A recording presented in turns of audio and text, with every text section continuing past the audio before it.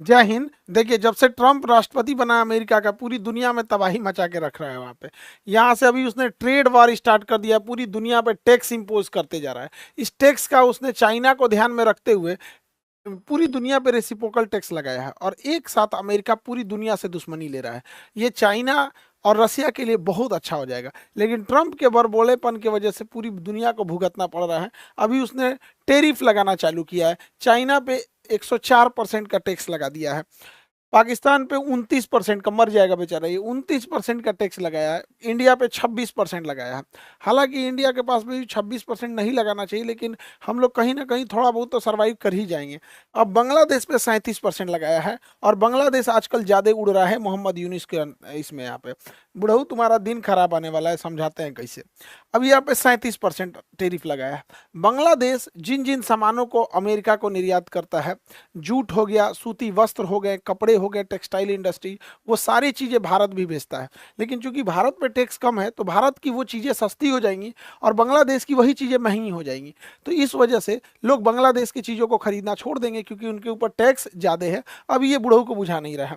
कुछ दिन पहले ये बुढ़ऊ बांग्लादेश से गए चाइना में, और चाइना में जाके क्या करते हैं, भाषण देते हैं। ये चाइना से कहते हैं कि इंडिया का ये जो सेवन सिस्टर है, इनको ये सेवन सिस्टर को अगर समुंदर चाहिए तो केवल और केवल बांग्लादेश है, और बांग्लादेश इनको गाइड करता है। इसलिए आप आइए हिंद महासागर में इन्वेस्ट कीजिए, ताकि आप इंडिया को इस तरह से काउंटर कर सके। ये बात बोला ये बुढ़ऊ यहाँ पर। जबकि समझिए इस इंसान को कितना एहसान फरामोश है। यहाँ पर बांग्लादेश को अगर नेपाल को व्यापार करना होता है तो इंडिया से सामान भेजता है, इंडिया के रास्ते। और इसलिए उसको नेपाल जाना है तो इंडिया के रास्ते, म्यांमार जाना है तो इधर से रहता है, क्योंकि ये एरिया रखाइन वाला एरिया डिस्टर्ब रहता है। भूटान जाता है तो इंडिया के रास्ते। इंडिया इसे अपना ट्रांजिट यूज करने देता है बिना किसी टैक्स से, जिसको हम ट्रांसशिपमेंट एग्रीमेंट कहते हैं। अब इंडिया ने जब से ये जाके बुढ़ऊ बोला है चाइना में कि आप इंडिया को आके घेरिए, यहाँ इन्वेस्ट कीजिए, तो हमने इसका ट्रांसशिपमेंट बंद कर दिया है।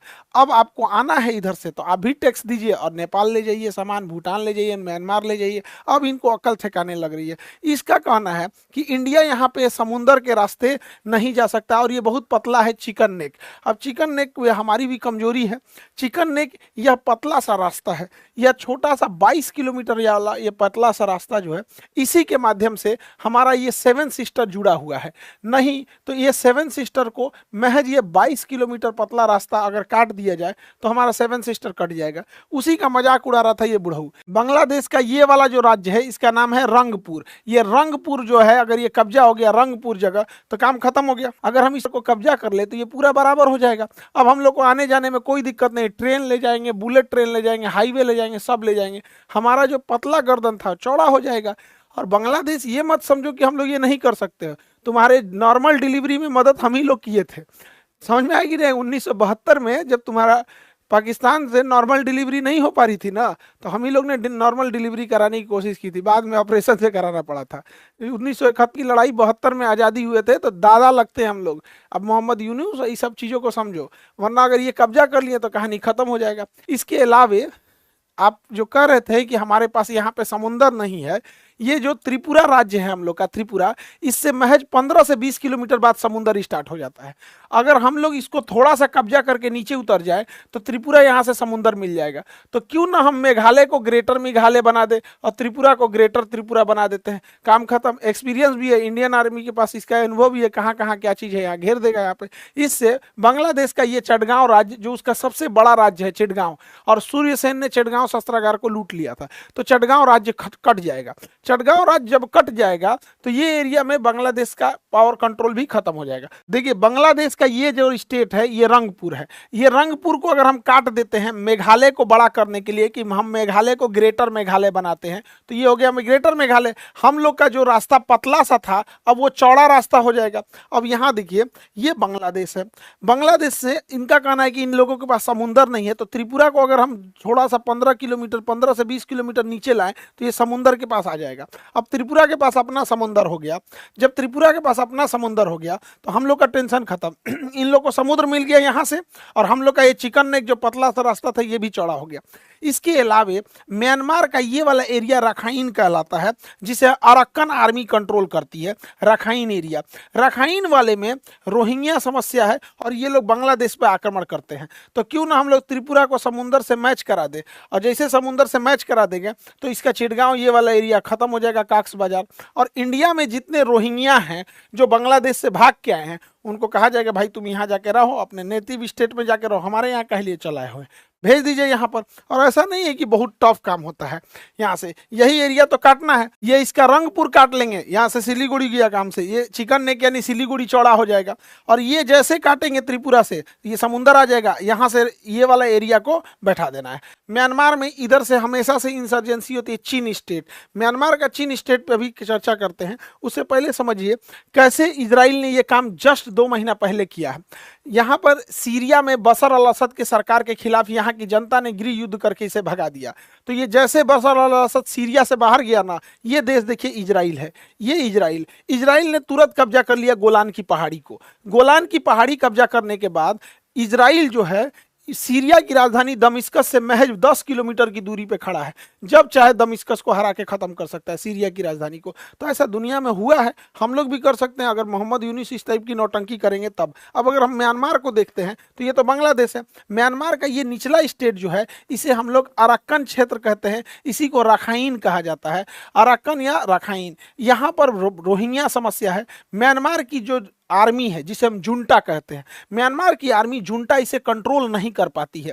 और ये म्यांमार की आर्मी जुंटा से भी लड़ते हैं और ये बांग्लादेश से भी लड़ते हैं। इन्हीं को कहा जाएगा कि भाई तुम इसको भी कब्जा कर लो, इसको कब्जा करके भारत मदद करके दे दे भैया, यहाँ ले आके बसा दे इन लोग को, रोहिंग्या सबको।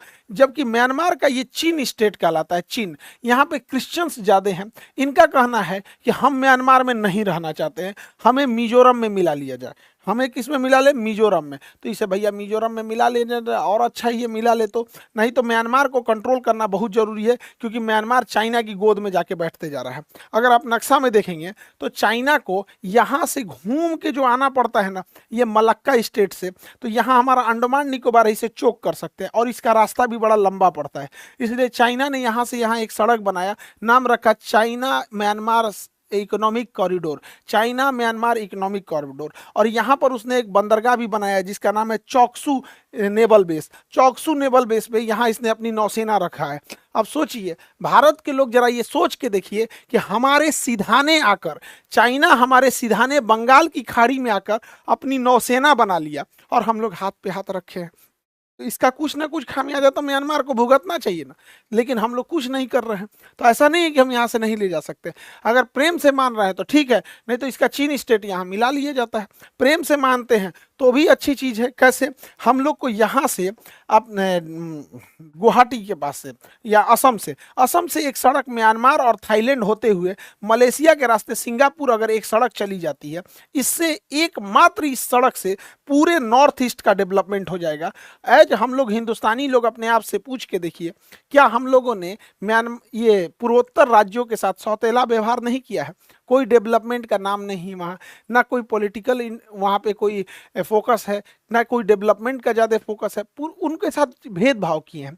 इससे फ़ायदा क्या हो सकता है? देखिए, अगर हम यहाँ से सड़क ले जाते हैं और सिंगापुर तक, तो सिंगापुर हाईली डेवलपमेंट है और वहाँ एग्रीकल्चर प्रोडक्ट नहीं होते। अगर ऐसा हम कर देते हैं तो ये एरिया अगर देखेंगे, यहाँ बिहार है, झारखंड है, बंगाल है, ये कंप्लीट एरिया के लोग अपने सामान को ट्रक से यहाँ सिंगापुर तक पहुँचा सकते हैं, म्यांमार तक पहुँचा सकते हैं। ऐसा नहीं कि ये सड़क बन नहीं सकती है, बहुत बड़ा चीज़ नहीं है। आखिर यहाँ से कन्याकुमारी तक तो सड़क ही है। तो बस यही अंतर है ना कि आपको ये अपने देश में दिख रहा है, तो कौन सा ज़्यादा जाता है यहाँ पे? बढ़िया से इलाज करके सबका हो सकता है। आई थिंक ये करना चाहिए, मोदी जी को भी इस पे सोचना चाहिए कि हमारे यहाँ एग्रीकल्चर, नए रोजगार कहाँ से आएगा? रोजगार आप खाली चिल्लाने से नहीं ना हो जाएगा कि बिजनेस करो बिजनेस करो, आप बिजनेस के लिए इंफ्रास्ट्रक्चर दीजिए। यहाँ का आदमी एग्जाम्पल के तौर पे बतख का अंडा, इस एरिया में बतख का अंडा उत्पादन ज़्यादा होता है लेकिन डिमांड उतना नहीं है, जिस वजह से लोग बतख नहीं पालते, जबकि बतख में बीमारी वगैरह नहीं आती है। लेकिन अगर बस ये सड़क बन जाती है तो बतख के अंडे का सबसे ज़्यादा उपभोग जो होता है इन्हीं आसियान कंट्रीज में होता है। यहाँ से ट्रक से सामान आएगा, अपना लोड करते हो जाएगा, एक यहाँ गांव से एगो सड़क पास हो जाती है तो गांव का डेवलपमेंट हो जाता है। तो बड़ा बड़ा राज्य है। आई होप आपको ये टॉपिक समझ में आया होगा। इसमें आप लोग को सड़क बनना चाहिए मेरे ख्याल से तो वहाँ पे सिंगापुर तक। बाकी अभी पॉकेट जीके का बैच 15 तारीख को और केमिस्ट्री और वर्ल्ड मैप 10 तारीख से बैच स्टार्ट हो रहा है और बीपीएससी का फाउंडेशन क्लास भी स्टार्ट होगा। आई होप आप इस टॉपिक को समझ गए होंगे। नॉर्थ ईस्टर्न स्टेट वाले आप लोगों को बहुत ज़्यादा इंतजार करना पड़ा। अब 11 अप्रैल को 2 बजे हम गुवाहाटी आते हैं और आप लोगों से मिलेंगे, आसाम वाले लोग और आसपास के जो भी है लोग। हम लोग वहाँ नीट जेई और आसाम के लिए एपीएससी यूपीएससी की चर्चा करेंगे। 11 अप्रैल 2 बजे श्रीमंता शंकर देवा कला क्षेत्र वहाँ गुवाहाटी में जगह है, यहाँ पर हम लोग 2 बजे आप लोगों से मिलेंगे और फिर ढेर सारी चर्चा करेंगे। वहाँ पे भी जैसे जैसे हो सके, जैसे बाकी स्टेट में हुआ एजुकेशन को एकदम एफोर्डेबल बनाना हुआ या फिर आप लोग के हिसाब से उस चीज़ों को सिलेबस को ड्राइंग करना पड़ा जिससे कि आप लोगों तक पहुँच आसान हो सके। तो मिलते हैं हम लोग गुवाहाटी में। जय हिंद।